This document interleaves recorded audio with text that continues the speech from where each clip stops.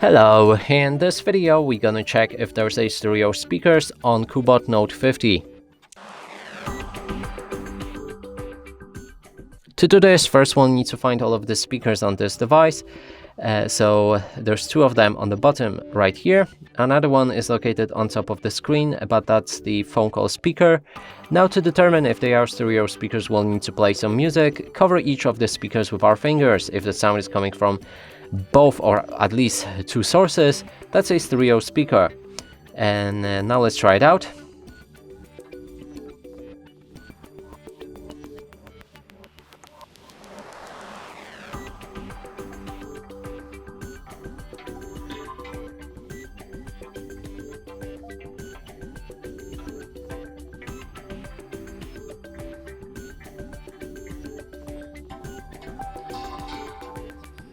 Okay, so the sound is coming only from one speaker for some reason. That one either doesn't work or that's not the speaker.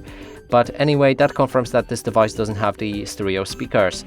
And that's it for this video. Hope you like it. Please consider subscribing to our channel, leave a like and a comment below.